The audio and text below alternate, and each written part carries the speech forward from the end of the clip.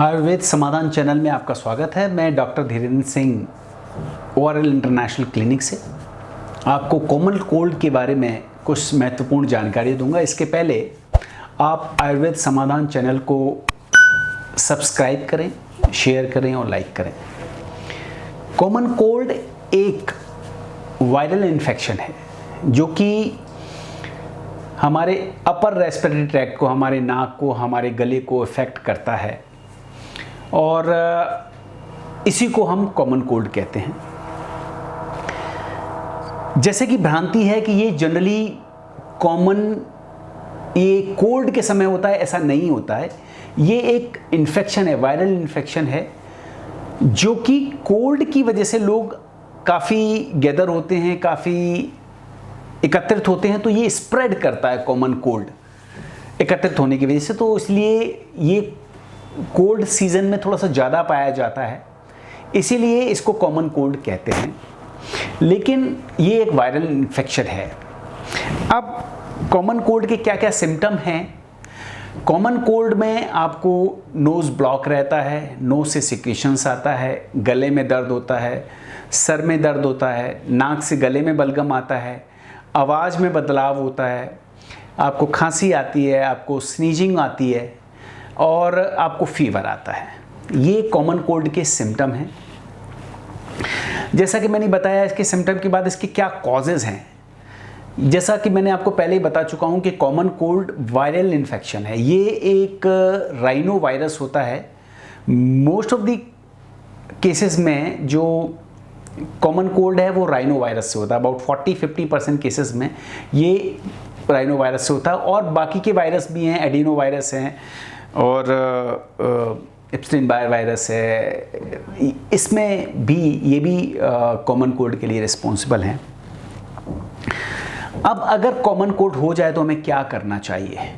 देखिए, मैं आपको बता चुका हूँ कि कॉमन कोल्ड एक वायरल इन्फेक्शन है। इसमें एंटीबायोटिक्स की बिल्कुल भी ज़रूरत नहीं पड़ती। ये जनरली 5 to 7 डेज़ में सेल्फ लिमिटिंग होता है। 5 to 7 डेज़ में अपने आप ये समाप्त हो जाता है, ख़त्म हो जाता है। तो इसमें एंटीबायोटिक की कोई ज़रूरत नहीं पड़ती, केवल सिम्टोमेटिक ट्रीटमेंट लेना होता है। अगर आपके गले में दर्द है तो आप एनाल्जेसिक ले लीजिए, आप पानी ज़्यादा पीजिए, बिकॉज सिक्रीशंस काफ़ी लॉस्ट होता है। इसमें नेजल सिक्रीशंस होते हैं, वो बॉडी से फ्लूइड काफ़ी लॉस्ट होता है। तो आप ज़्यादा से ज़्यादा हाइड्रेटेड रहिए, ज़्यादा से ज़्यादा पानी पीजिए, आप थोड़ा सा रेस्ट कीजिए, आप गर्म पानी के गरारे कीजिए, आप स्टीम इनहेलेशन लीजिए और जनरली जो वायरल इन्फेक्शन है वो 5 to 7 डेज़ में अपने आप ख़त्म हो जाता है। सेल्फ लिमिटिंग डिसीज़ है ये। अब हम कब प्रोफेशनल या हम कब ENT स्पेशलिस्ट को कंसल्ट करें इस कॉमन कोल्ड के लिए?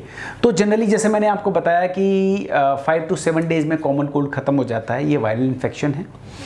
अगर मान लो कोई भी इन्फेक्शन जो कि 7 डेज़ से अगर ज़्यादा चल रहा है तो इसका मतलब ये होता है कि उसको बैक्टीरियल इन्फेक्शन हो गया है। तो इस रेफरेंस में हमें ENT कंसल्टेशन की ज़रूरत पड़ती है। ऐसे में हमें डॉक्टर से मिलना चाहिए और उसके अकॉर्डिंगली जो भी वो मेडिकेशंस दे रहा है उसको फॉलो करना चाहिए। कॉमन कोल्ड जैसा हम समझते हैं, जैसा कि मैंने पहले भी बताया, ये जनरली नवंबर से मार्च टू मई इन सीजन्स में थोड़ा सा ज़्यादा होता है। बिकॉज इन सीजन्स में जो वायरल की ग्रोथ के लिए जो फेवरेबल इन्वायरमेंट है वो ज़्यादा होते हैं। और जैसे कि मैंने आपको बताया कि ये जैसे ही बॉडी कुछ लोगों में ये बहुत ज़्यादा कॉमन कोल्ड पाया जाता है। जैसे अगर मान लो बॉडी की इम्यूनिटी कम है तो कॉमन कोल्ड जल्दी आता है, बिकॉज बॉडी की इम्यूनिटी इसको प्रिवेंट करती है। वायरल इन्फेक्शन को अगर बॉडी अच्छी की इम्यूनिटी ज़्यादा है तो वायरल इन्फेक्शन कॉमन कोल्ड काफ़ी कम होता है। बट जिन लोगों में इम्यूनिटी कम होती है उसमें बार बार वायरल इन्फेक्शन होता है। मैंने आपको इसके प्रिवेंशन के तरीके बताएं कि आपको ज़्यादा से ज़्यादा बैलेंस डाइट लेनी है, ज़्यादा से ज़्यादा पानी पीना है, ज़्यादा से ज़्यादा हेल्दी इन्वायरमेंट क्रिएट करना है।